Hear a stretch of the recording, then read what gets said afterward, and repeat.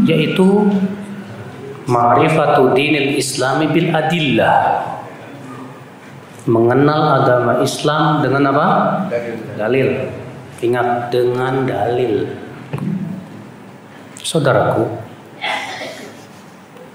Islam adalah agama yang Allah ridhoi satu-satunya.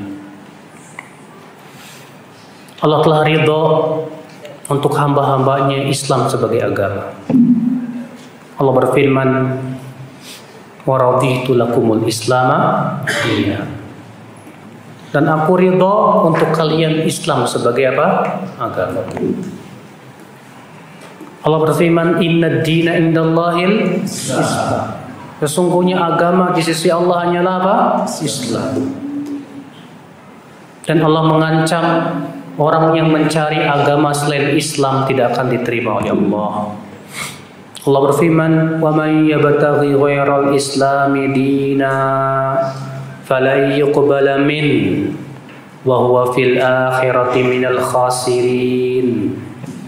Barang siapa yang mencari agama selain Islam, kata Rasulullah, kata Allah dalam surat Al-Imran, maka tidak akan diterima darinya, dan ia di akhirat termasuk orang-orang yang merugi. Semua nabi agamanya Islam. Ya. Allah berfirman kepada Nabi Ibrahim, "Idz qala lahu rabbuhu aslim." Qala aslamtu lirabbil alamin. Ingatlah ketika Rabbnya berfirman kepada Ibrahim, aslim, Islamlah. Qala aslamtu lillahi rabbil alamin. Ya aslamtu lirabbil alamin. Ibrahim berkata, aku Islam kepada Rabbul alamin. Nabi Yusuf berkata, tawaffani muslima wa alhiqni bis salihin. Ya Allah, wafatkan aku dalam keadaan muslim. Tawaffani muslima. Masya Allah. Nabi Yakub ketika hendak meninggal dunia dikumpulkan anak-anaknya. Kemudian ya Nabi Yakub berkata, Allah berfirman dalam surat Al-Baqarah, am kuntum syuhada idh hadara Yaqub al-maut idh qala li banihi ma ta'buduna min ba'di. Di ayat sebelumnya ya Allah Subhanahu wa taala menyebutkan, ya bani innallaha astafa lakumuddin fala tamutunna illa wa antum muslimun. Kata Nabi Yakub kepada anak-anaknya apa?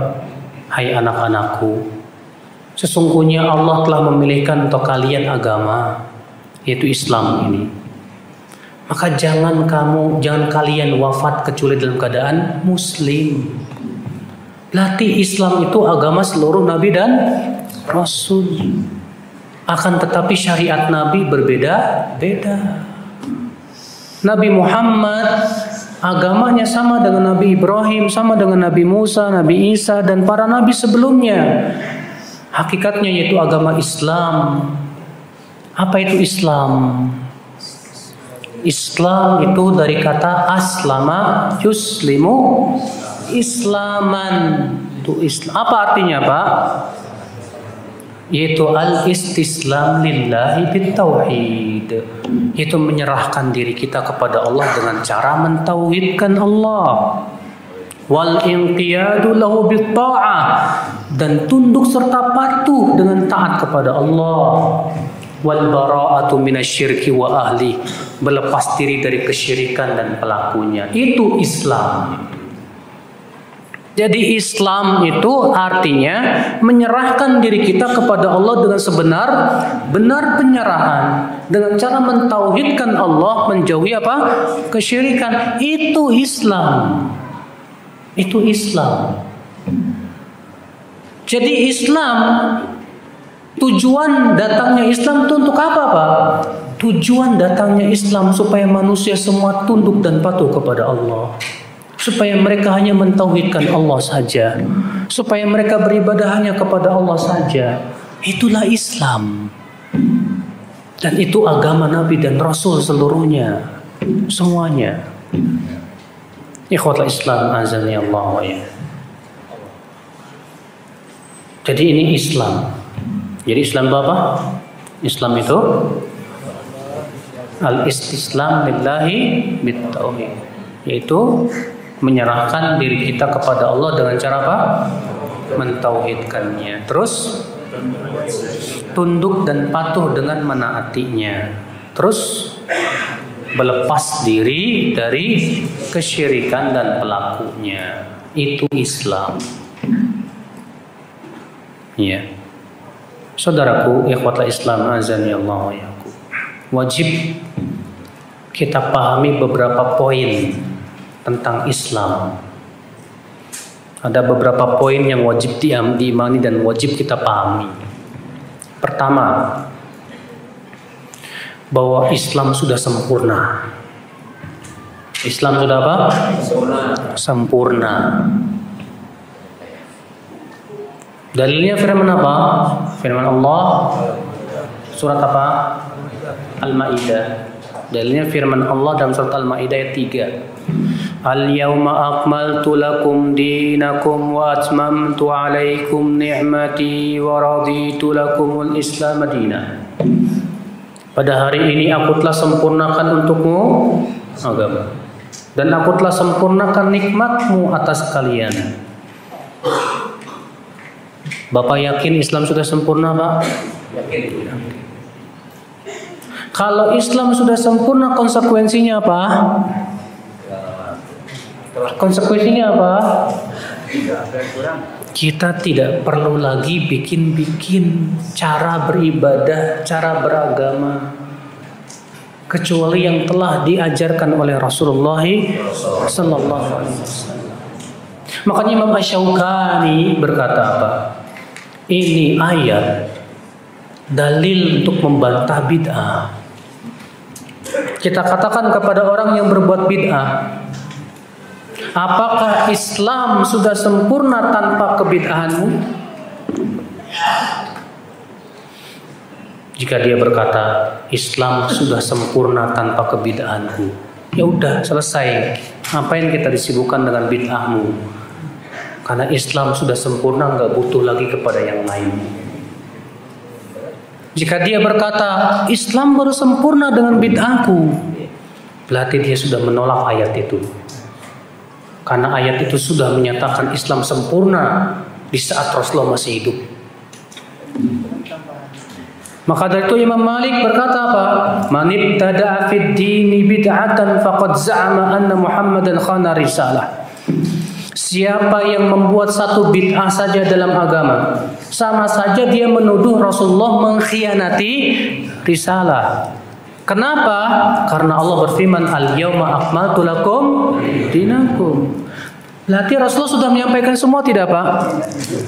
Wajib kita yakini Rasulullah sudah menyampaikan semua. Dengarkan riwayat Tabrani. Abu Dzar berkata, tarakana Rasulullah SAW wa ma ta'irun yuqallibu janahi fil hawa illa wa dzakara fihi ilman. Rasulullah meninggalkan kita dalam keadaan tidaklah seekor burung pun yang mengepakkan sayapnya di udara kecuali Rasulullah sudah menyebutkan ilmunya padanya. Wa qala sallallahu alaihi wasallam, Rasulullah bersabda, ma baqiya syai'un yuqarribukum ilal jannah wa yubaidukum minan nar illa wa qad bujina lakum. Tidak tersisa sedikit pun yang mendekatkan kalian ke surga, tidak pula menjauhkan dari api neraka, kecuali sudah dijelaskan kepada kalian. Maka kalau antum membuat suatu ibadah yang tidak pernah dicontohkan Rasulullah, lalu antum menganggap ini sebagai sarana masuk surga, sudah bertabrakan dengan hadis tadi. Karena hadis tadi tegas mengatakan tidak tersisa sedikit pun yang mendekatkan ke surga, tidak pula menjauhkan dari neraka, kecuali sudah dijelaskan. Berarti sudah ketika haji wada, Rasulullah bersabda kepada para sahabat, ala hal balagh, bukankah aku sudah menyampaikan semuanya? Kata para sahabat apa? Bala. Kemudian Rasulullah menunjukkan jarinya ke langit sambil berkata, Allahumma syahad, Allahumma syahad, ya Allah saksikan, Ya Allah saksikan, beliau sudah menyampaikan semuanya. Tidak ada satupun risalah yang belum disampaikan oleh Rasulullah. Semua sudah disampaikan. Orang yang berbuat bid'ah sama saja mengatakan ini nih ada yang belum sampaikan sama Rasul. Baik. Ini akhwan Islam, azani Allah wa iyyakum. Maka dari itulah ya akhi, wajib kita imani. Ini yang pertama, Islam sudah sempurna. Islam sudah sempurna itu nikmat yang agung sekali, Pak. Karena dengan Islam dengan sudah sempurna, kita nggak usah capek-capek lagi bikin-bikin. Ibnu Mas'ud berkata apa? Ittabi'u wa la tabtadi'u faqad kufitum. Ikutilah, jangan bikin-bikin yang baru. Kalian sudah dicukupi, sudah selesai, sudah. Ada seorang Yahudi, Pak, datang kepada Umar bin Khattab. Sebagaimana dalam Bukhari dalam sahihnya. Ada orang Yahudi datang kepada Umar bin Khattab. Apa kata orang Yahudi ini? Ya Amirul Mukminin, ayat fi kitabikum law nazalat alaina ma'syaral yahud latakhadnaha 'idan. Wahai Amirul Mukminin, ada satu ayat dalam kitab kalian itu. Kalaulah ayat itu turun kepada kami orang Yahudi, kami akan jadikan ayat itu sebagai perayaan. Kata Umar apa? Ayat yang mana? Kata orang Yahudi itu, al-yawma akmaltu lakum dinakum. Sampai-sampai orang Yahudi saja mengatakan apa? Kalaulah ayat itu turun kepada kami orang Yahudi, kami akan jadikan sebagai perayaan. Iya. Maka dari itu, tapi Islam bukan seperti Yahudi, Pak. Kalau Yahudi kan dikit-dikit bikin perayaan, dikit-dikit bikin perayaan. Kalau Rasulullah enggak. Kewajiban kita ngikutin Rasul sallallahu alaihi wasallam. Saudara-saudara sekalian, ikhwatul Islam, azani Allah wa iyyakum. Ini yang pertama. Jadi wajib kita yakini Islam agama yang sempurna. Wajib diyakini. Siapa yang mengatakan Islam belum sempurna, berarti dia tidak yakin dengan ayat Allah tadi. Yang kedua, wajib diyakini bahwa Islam itu universal.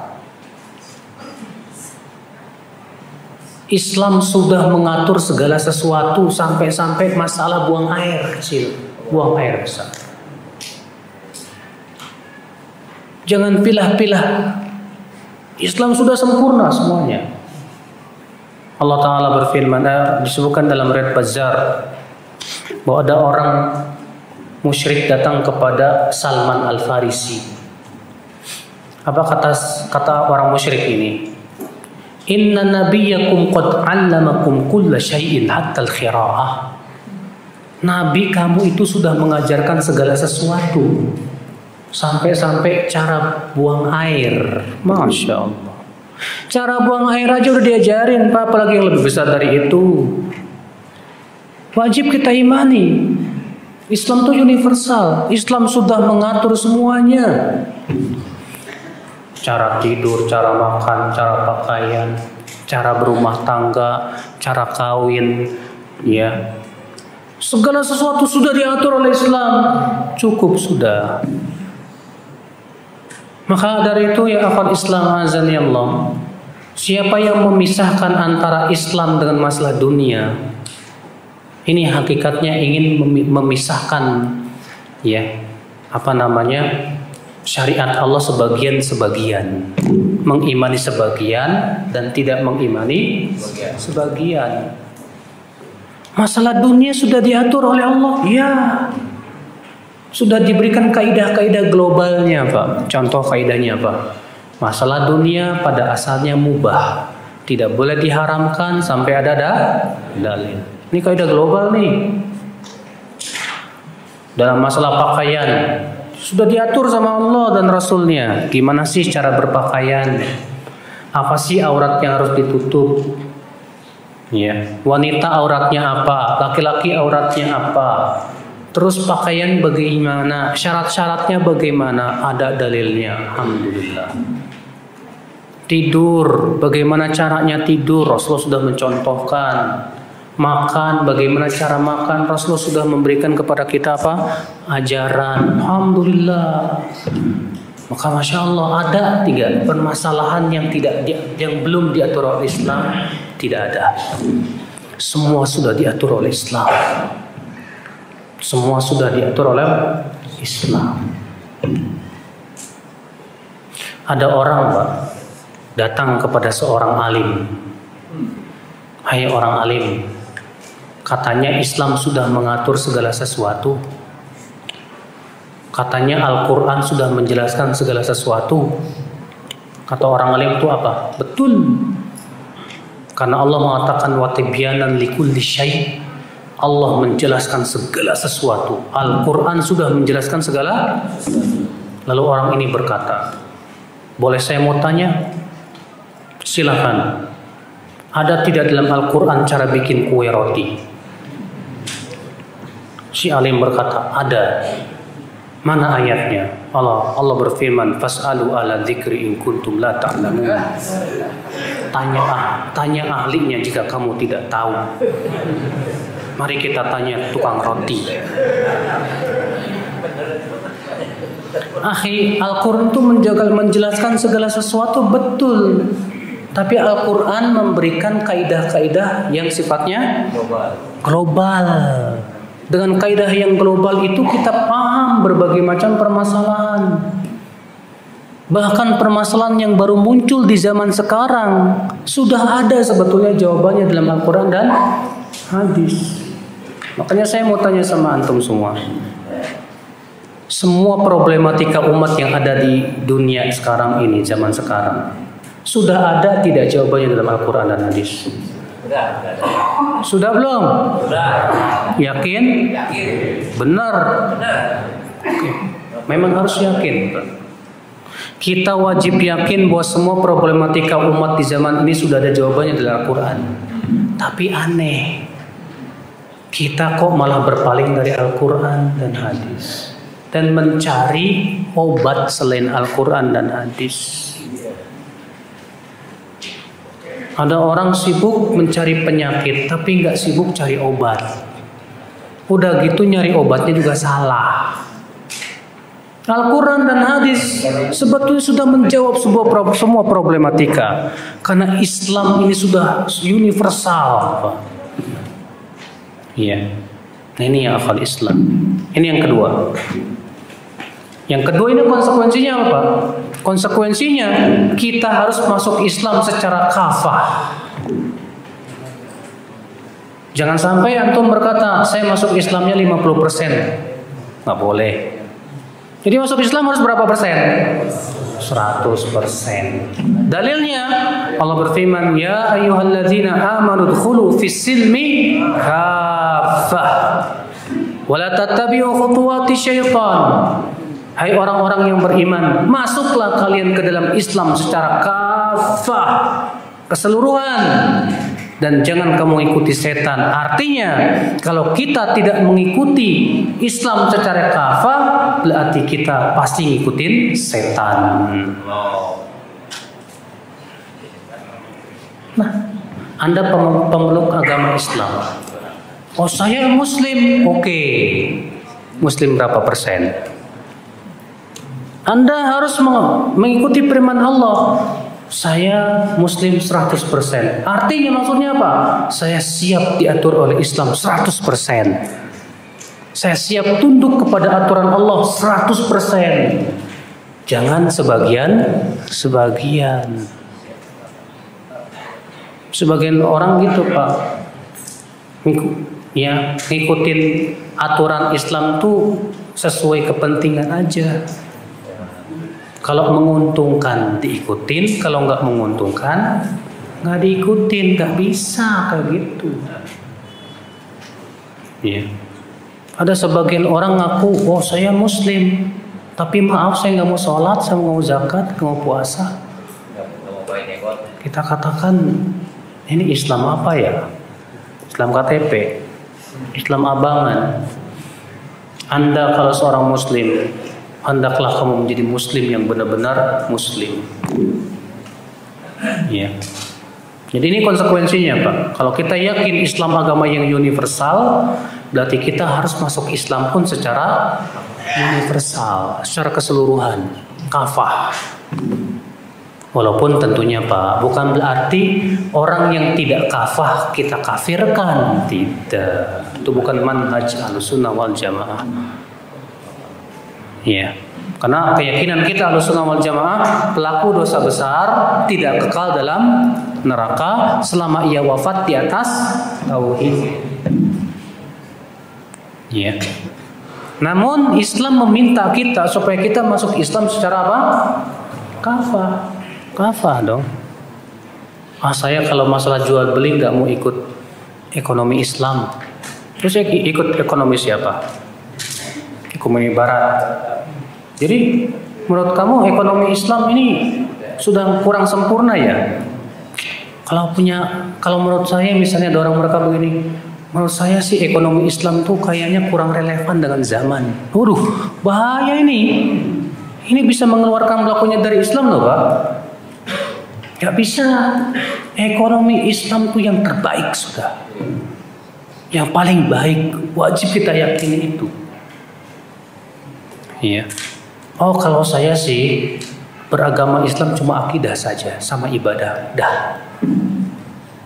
Kalau masalah gaya hidup, saya kayaknya lebih ridho ngikutin gaya Barat deh. Masya Allah.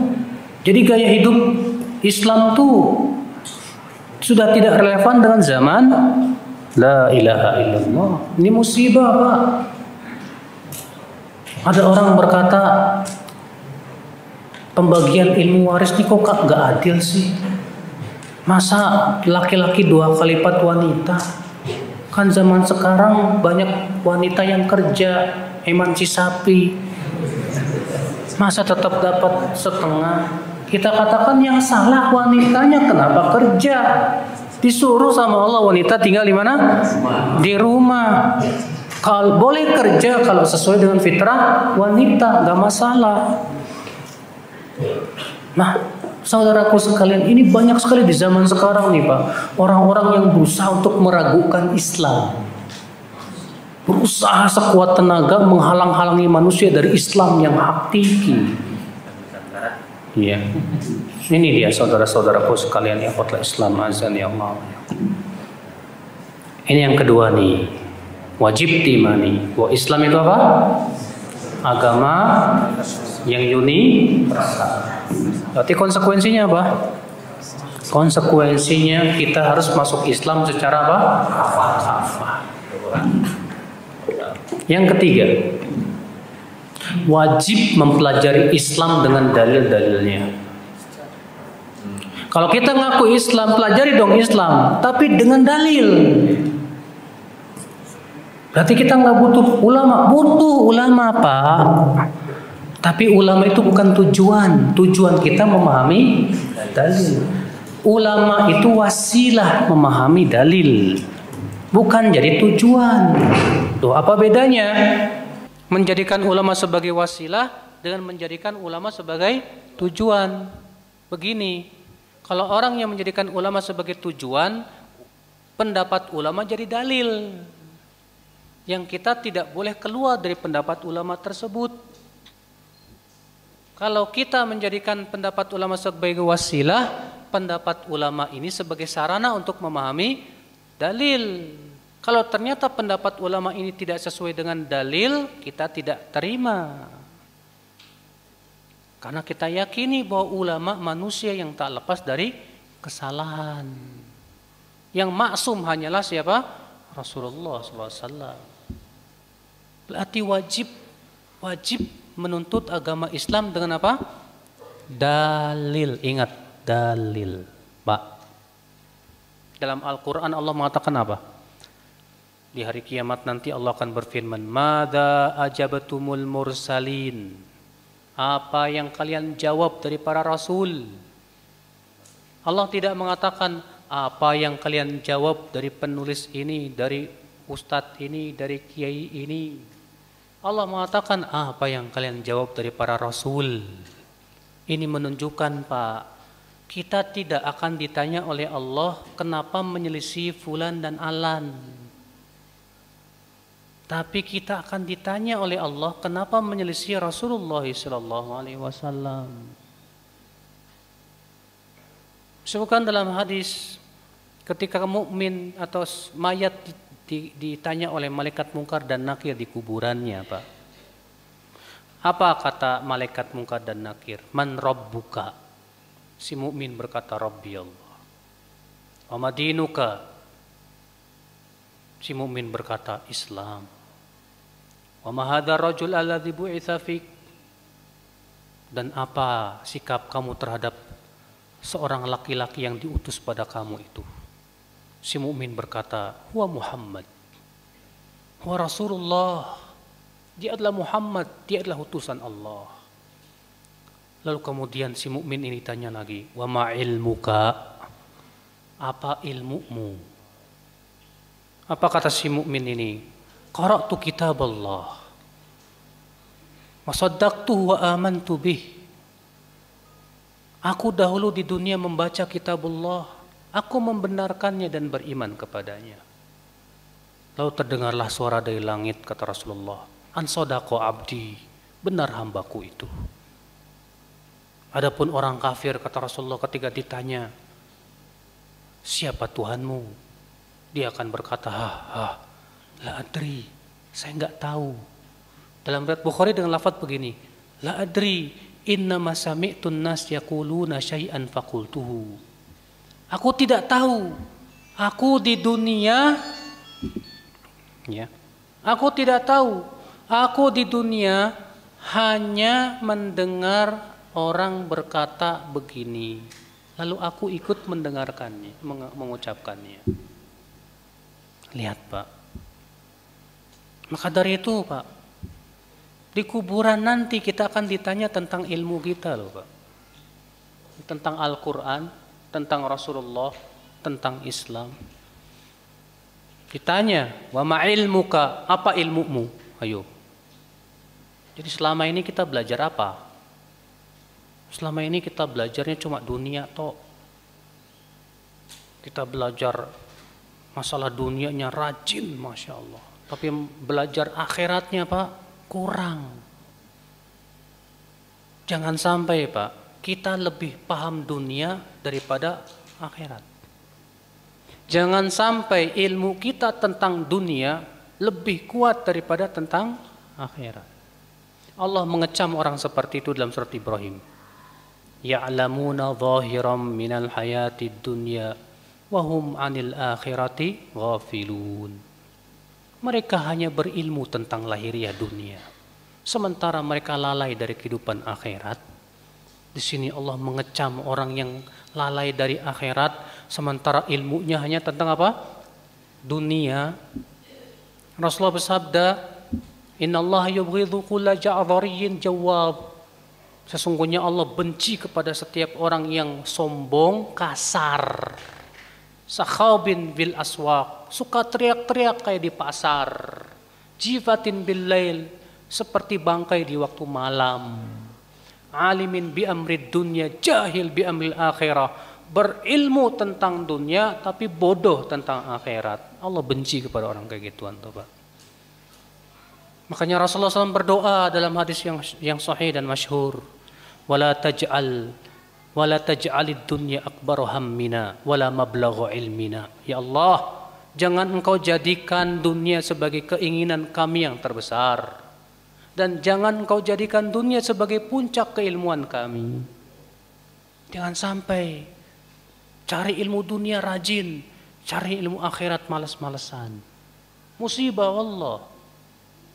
Terkadang kita merasa bangga anak kita bisa sekolah di mana? Di Washington, di London, di Australia, sementara yang satu anaknya pesantren kayak gimana gitu, Pak.